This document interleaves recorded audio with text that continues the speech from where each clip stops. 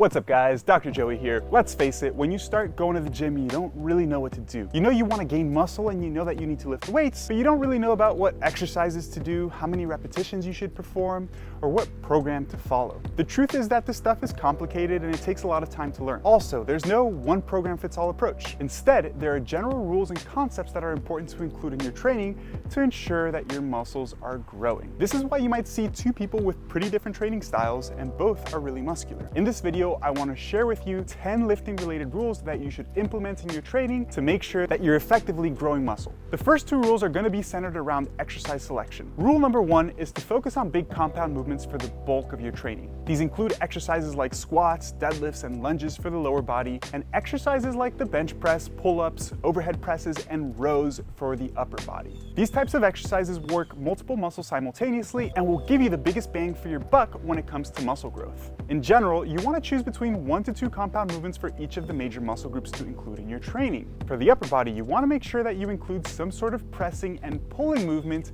in both the vertical and horizontal planes. Examples of pressing and pulling movements in the vertical plane would include any sort of overhead pressing and pull-ups or pull-downs. And examples in the horizontal plane would include any sort of bench pressing or row. It really doesn't matter if you use dumbbells, barbells, or machines for these. For the lower body, make sure to include some sort of squatting movement like a hack squat or leg press, some sort of hip hinge movement like a deadlift or a good morning, and some sort of single leg movement like a lunge or a Bulgarian split squat. As long as you include 1 or 2 compound movements for each of these movement patterns in your program, you'll have a solid training plan. All right, rule number 2, choose isolation exercises for muscles that you want to emphasize more. The first rule was all about big compound movements, but for a well-rounded program, you should also include some isolation work.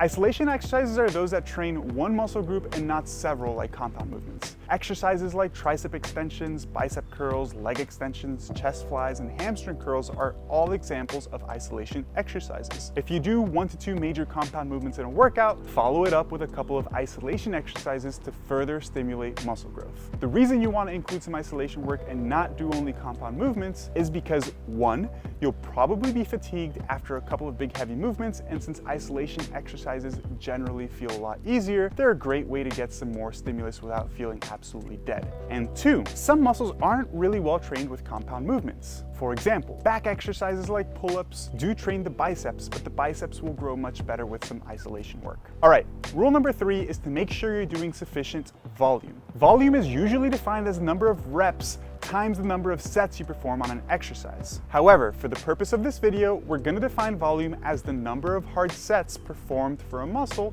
in a given week. If we look at the research literature on this topic, it seems like 10 sets per muscle group per week is the lower end of what's necessary to stimulate muscle growth. For example, for your back, that could be something like 3 sets of pull-ups, 3 sets of dumbbell rows, 2 sets of pull-downs, and 2 sets of cable rows.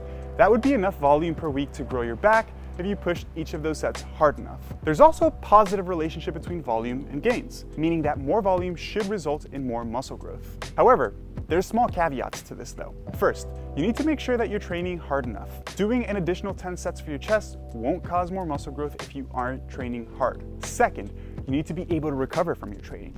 More volume always means more fatigue, and if you aren't recovering properly, you're not going to be progressing optimally. Rule number 4, prioritize training intensity.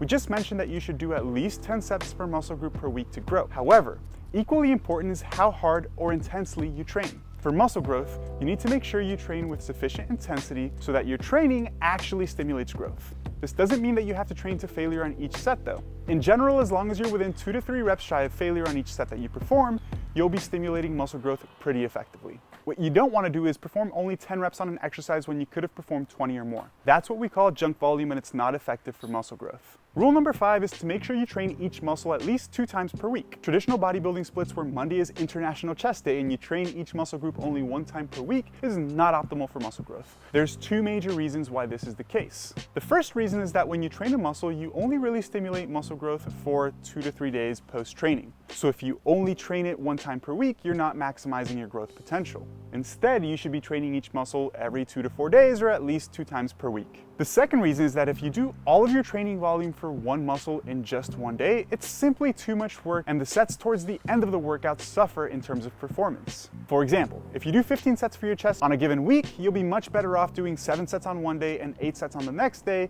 comparing to doing all 15 sets in one day. That being said, it doesn't really matter if you train 3, 4, or 5 times per week as long as you train each muscle at least 2 times per week. Personally, I like training 5 times per week, where days 1 through 3 I do a push-pull leg split, and then day 4 and 5 are an upper body and lower body workout. Rule number 6 is don't change up your training too frequently. It's easy to get frustrated when your progress slows down, which it inevitably will, and you'll want to switch programs. This is one of the biggest mistakes I've seen new lifters make, which prevents them from making long-term progress. When you start doing a new exercise, the first few weeks you make progress really quickly because your body is becoming more efficient at the exercise, and you're simply just learning how to perform it properly. This means that when you start a new movement, your nervous system is what's learning how to perform it properly, and you're not really taxing your muscles effectively. Once you've done the exercise for a couple of weeks, you'll be way more proficient at it and you can target the muscles much more effectively. If you're always switching things up, you're essentially never really allowing your body to adapt to the exercise you perform, and you're never really gonna make much progress. In reality, you don't ever need to switch up the exercises you perform. You certainly can every once in a while to keep things fresh, but I would recommend keeping a handful of exercises that are staples in your training where you perform them every single week indefinitely. On to rule number 7, which is do not ego lift. You always want to make sure you prioritize range of motion and technique over using heavier weights. We've all seen dudes in the gym bouncing the barbell off their chest on the bench press or performing quarter squats with ridiculous weight. Ironically, these are some of the smallest guys in the gym too. Lifting in this fashion only increases your risk of injury, and it isn't effective for muscle growth. You want to make sure you have good control over the weight you're using, implement proper lifting technique, and prioritize training through a full range of motion. There's ample research showing that full range of motion training is really important for muscle growth. This means that when you squat, you should go as low as your mobility allows you to, ideally all the way down to full knee flexion, ass to grass. When you bench press, you should touch your chest with the bar, and when you do a pull-up, you should come to a dead hang at the bottom. If you can't do these things with the weights that you're using, just drop the weight. It'll be way more effective for growing your muscles. All right, rule number 8 is to rest appropriately between sets. Training for muscle growth is very different from cardio, so don't treat it like cardio. If you're only resting 60 seconds between sets, you're leaving gains on the table. Your performance on each set is really important for muscle growth, so you need to rest enough to where you can perform pretty well on your next set. If you're still breathing hard from your last set, you haven't rested enough. For compound movements, you should rest at least 3 minutes between sets, and for isolation movements, at least 2 minutes. This way, you're fully rested and can really push each set pretty hard. Rule number 9 is to prioritize getting stronger on the movements you're doing. There's one indicator of whether you're gaining muscle or not, and that simply is, are you getting stronger over time? Now, I'm not talking about your 1 rep max, but are you getting stronger by using slightly more weights and performing more repetitions over time on your main compound movements? If you go from bench pressing 225 pounds for 10 reps to 225 for 15 reps or 250 for 10 reps, you've definitely gained some muscle. On the other hand, it doesn't matter how good of a pump you get or how many drop sets you performed. If you're not getting stronger, you're probably not gaining much muscle. That's why it's important that you don't change up your exercises too frequently, because you want to make sure that you're getting stronger on a few compound movements over time. All right, lastly, rule number 10 is to choose a wide variety of rep ranges across different exercises. When it comes to muscle growth, it doesn't really matter how many reps you do.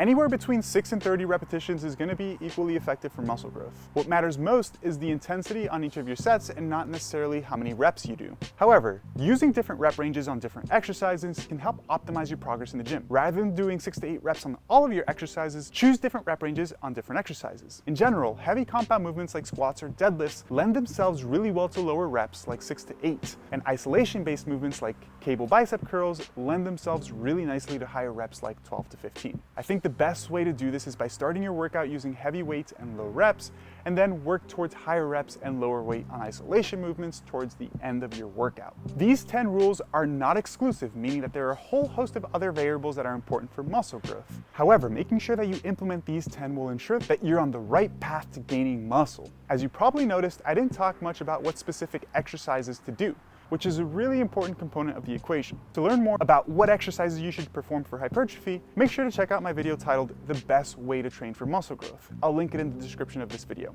Catch you guys next week. Peace.